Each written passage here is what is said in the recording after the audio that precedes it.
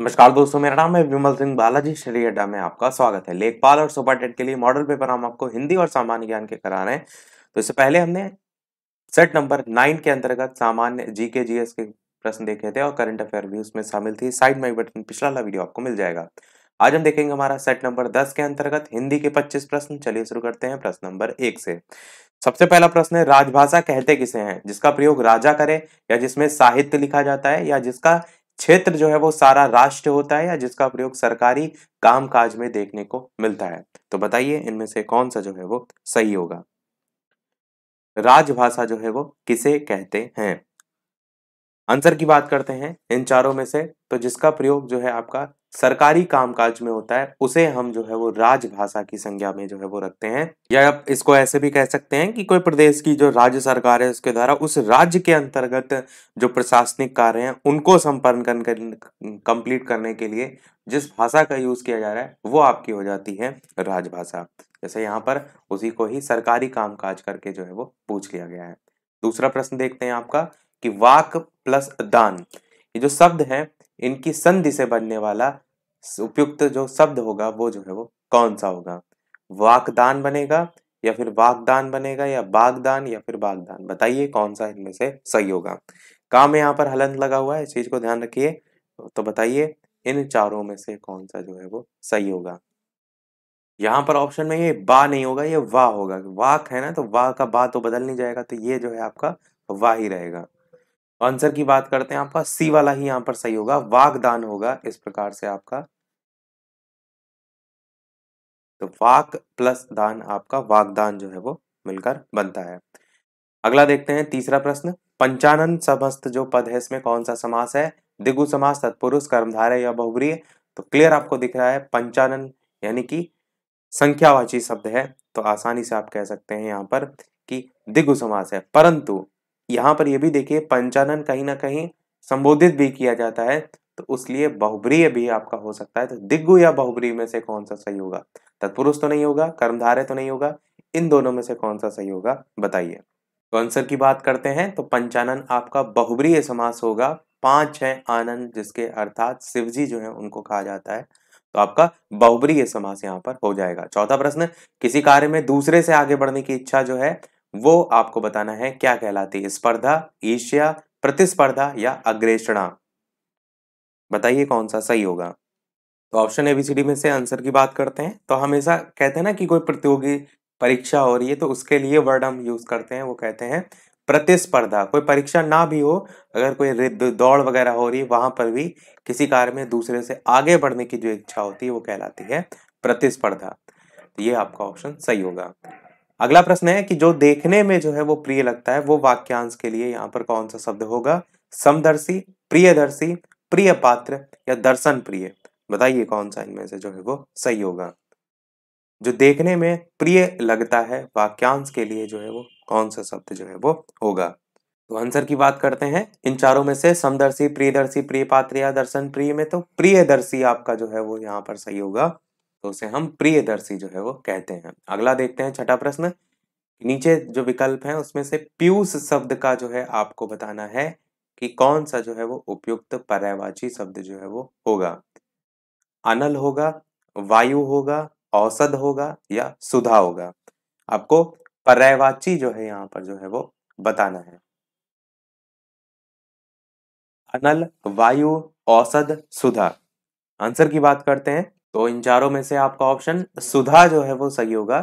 पीयूष के जो पर्यायवाची हैं इसमें सुधा आपका आता है, सोम पर्यायवाची आपका आता है, अमी इसका पर्यायवाची होता है, अमृत हो गया पर्यायवाची, और आपका अमीय भी जो है वो पूछ लिया जाता है। ये जो है आप याद रख सकते हैं। अगला देखते हैं कि जो साकार शब्द है इसका विलोम शब्द जो है वो क्या होगा? अरूप, निराकार, निर्गुण या फिर अरेख? बताइए कौन सा इनमें से सही होगा। साकार शब्द का विलोम शब्द जो है वो क्या होगा? साकार का विलोम क्या होता है? साकार मतलब जो समक्ष हो, और जो समक्ष ना हो उसके लिए हम वर्ड यूज करते हैं निराकार, तो बी वाला यहाँ पर जो है वो आपका सही होगा। आठवां प्रश्न आपका है कि इनमें से कौन सा कर शब्द का जो अर्थ है वो आपसे पूछा गया है नहीं है। हाथ, टैक्स, कर्म, किरण। बताइए इनमें से कौन सा सही होगा। पूछा गया कौन सा कर शब्द का अर्थ जो है वो नहीं है। आंसर की बात करते हैं तो कर जो शब्द है तो आपका कर तो एक तो टैक्स वाला होता है, जो हम कहते हैं कि कितना कर जो है वो लगाया जा रहा है।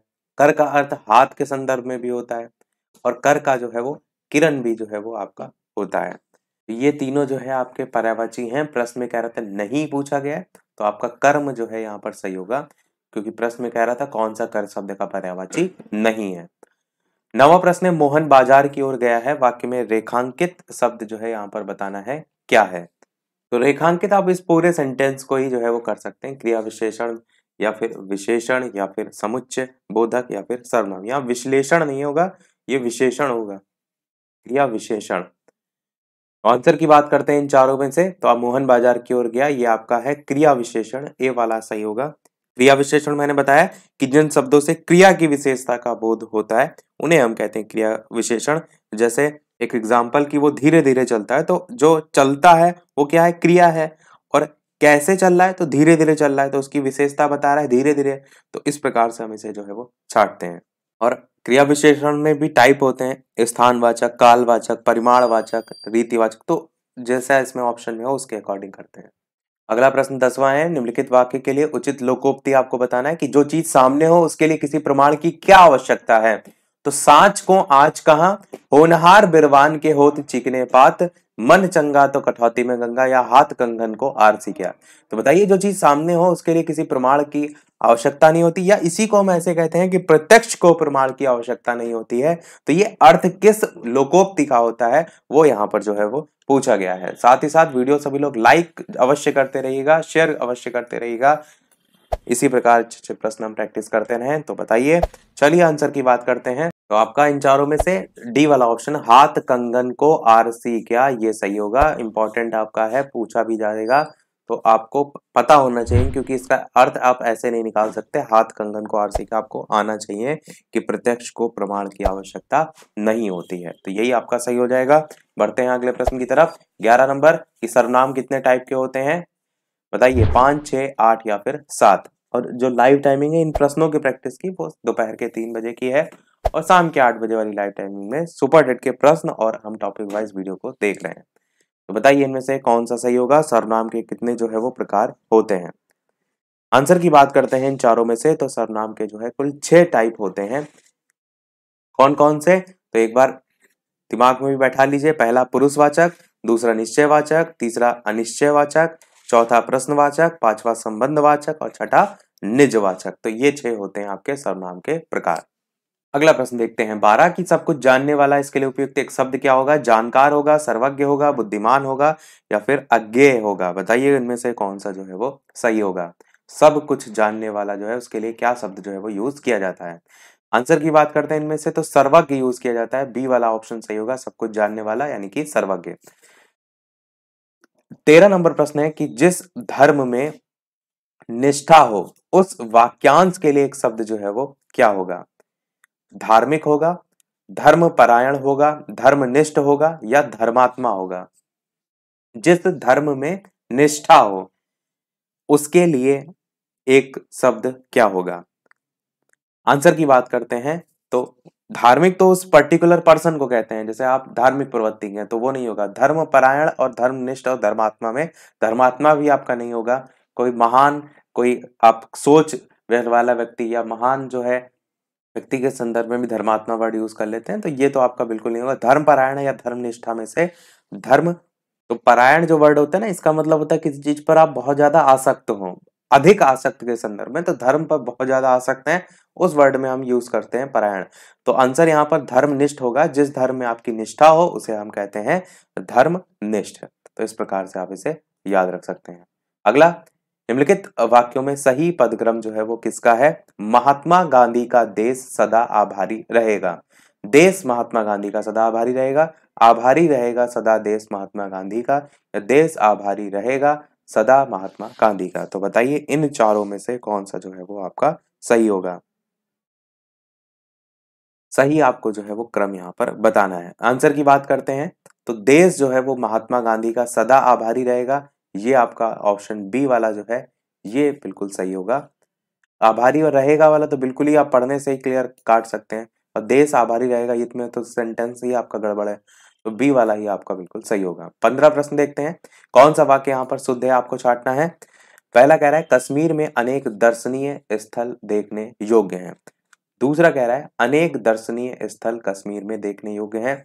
तीसरा कह रहा है कश्मीर में अनेक दर्शनीय स्थल हैं। और चौथा कह रहा है अनेक दर्शनीय स्थल देखने योग्य हैं कश्मीर में।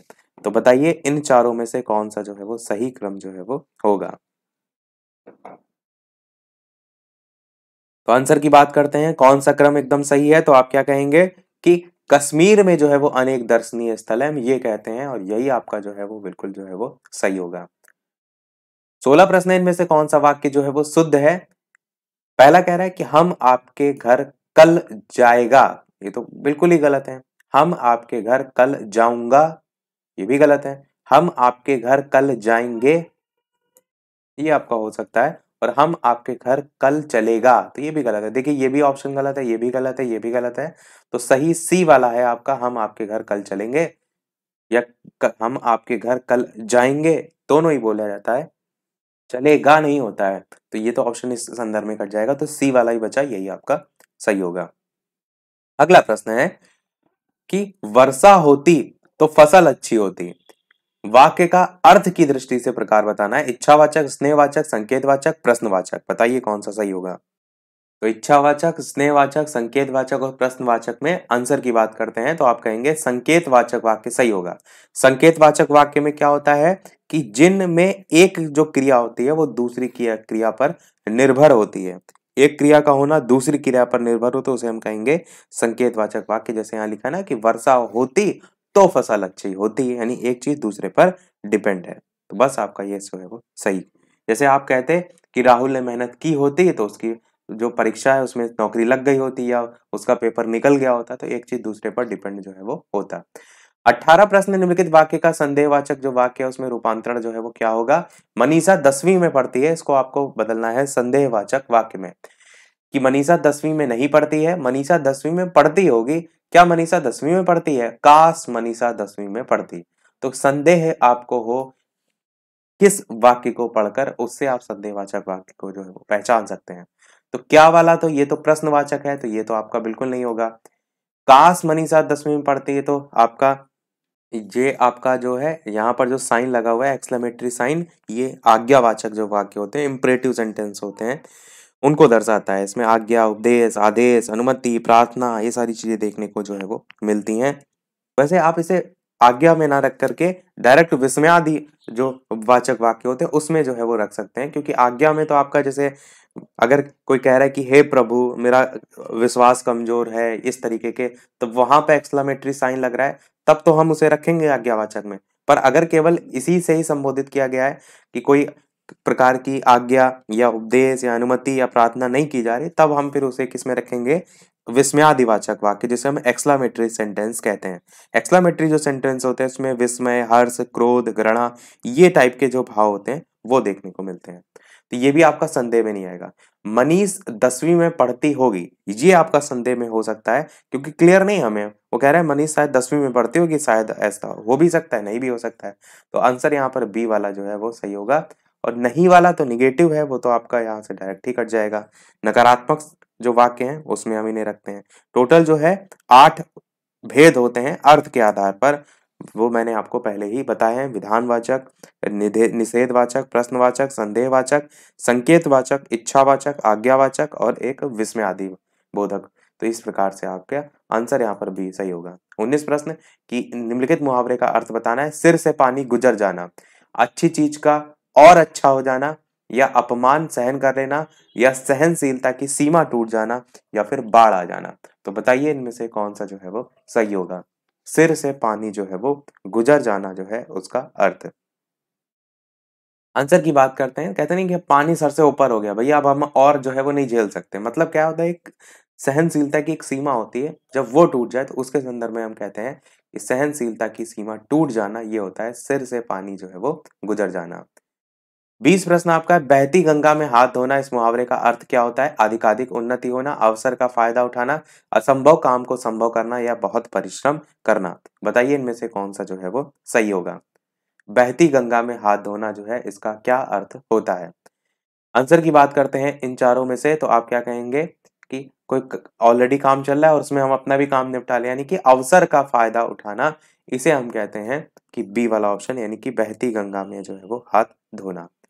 21 से 25 प्रश्न तक जो है आपको यहाँ पर एक पैराग्राफ दे रखा है, उस पर बेस्ड ही क्वेश्चन जो है वो पूछे गए हैं। तो पैराग्राफ है कि हम सब लोग एक भीड़ से गुजर रहे हैं, जो सवेरे घर से निकलकर दफ्तर और वापस जाकर अपना जो दिन है वो सार्थक करते हैं। उन्हें भीड़ से सिर्फ बस जो है उसमें साक्षात्कार होता है। जो मोटर से चलते हैं उन्हें भीड़ एक अवरोध है, जिसे वो लोग सशक्त और फुर्तीली सवारी गाड़ी से पार कर जाते हैं। और जो पैदल चलते हैं वो खुद भीड़ है।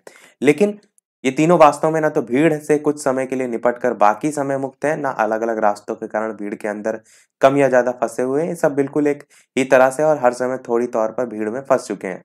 सिर्फ इतना है कि ये जानते नहीं है, और ये तो बिल्कुल नहीं जानते हैं कि जिसके पास सत्ता है वो राज्य की हो या संगठित उद्योग की, वो भीड़ का इस्तेमाल भीड़ में फंसे प्रत्येक व्यक्ति के विरुद्ध करता है। जान भी ले तो सिर्फ इतना जानते हैं कि हम इस संसार के नहीं रह गए और हमारे चारों तरफ जीवन जो है वो नहीं, बल्कि जो है वो भीड़ है, जो अपनी शक्ल भीड़ के पर्दे में जो है वो नहीं देख सकते हैं। अगर किसी को ये शक्ल दिखाई देने लगे तो ये मालूम होता है कि अब वह किसी जो भीड़ है उसको पहचानता है, वो अभी तक उसके विरुद्ध इस्तेमाल की जाती रही है। अपनी शक्ल का यह परिचय कवि के लिए, जो एक भीड़ से अन्य सामान्य जनों की अपेक्षा अधिक गहरा भाषाई संबंध रखता है, एक मुक्त करा देने वाला अनुभव जो है वो बन जाता है। और इसका विपर्य भी सही है कि जब तक अब उसे अपनी शक्ल नहीं दिखाई देती, वह जो है वो फंसा रहता है। तो इसका शीर्षक सबसे पहला 21 नंबर प्रश्न में पूछा गया है कि जो है वो क्या होगा। भीड़ में कवि, भीड़ का इस्तेमाल, भीड़ में फंसे लोग या भीड़ की शक्ल। तो आपने देखा पूरा टोटली भीड़ पर बेस्ड था, पर कवि के संदर्भ में हम इस शीर्षक को रख सकते हैं कि भीड़ में कवि खुद है, इसलिए वो इतनी सारी चीजें कह पा रहा है। तो भीड़ में कवि आपका यहाँ पर सही होगा। अगला है, भीड़ से मुक्ति का उपाय क्या होता है? भीड़ से दूर रहना, या भीड़ जो है उसमें अपनी शक्ल देखना, या भीड़ में खो जाना, या भीड़ का इस्तेमाल करना। तो बताइए कौन सा सही होगा। आंसर की बात करते हैं तो भीड़ में का इस्तेमाल करना, ये आपका पैराग्राफ के अकॉर्डिंग सही होगा। 23 प्रश्न आपका, भीड़ किसके लिए रुकावट है? पैदल चलने वालों के लिए, बस में चलने वालों के लिए, मोटर में चलने वालों के लिए, या दौड़ने वालों के लिए? कौन सा इनमें से जो है वो सही होगा? तो भीड़ किनके लिए रुकावट होती है? जो कि आपके मोटर में चलने वाले होते हैं। मोटर गाड़ी के ऊपर बात की गई थी ना, तो सी वाला यहाँ पर सही होगा। 24 प्रश्न, भीड़ का इस्तेमाल किसके विरुद्ध किया जाता है? सरकार के विरुद्ध, जनता के विरुद्ध, विरोधियों के विरुद्ध, या भीड़ में जो फंसे लोग हैं उनके विरुद्ध? आंसर की बात करते हैं तो भीड़ का इस्तेमाल किया जाता है जो भीड़ में फंसे लोग हैं उनके जो है वो विरुद्ध। अगला और इस वीडियो का लास्ट प्रश्न देखते हैं, इसके बाद एक प्रश्न हम आपसे भी पूछेंगे कि भीड़ का इस्तेमाल कौन करता है? सत्ताधारी, नेता, सरकार, या फिर पूंजीपति?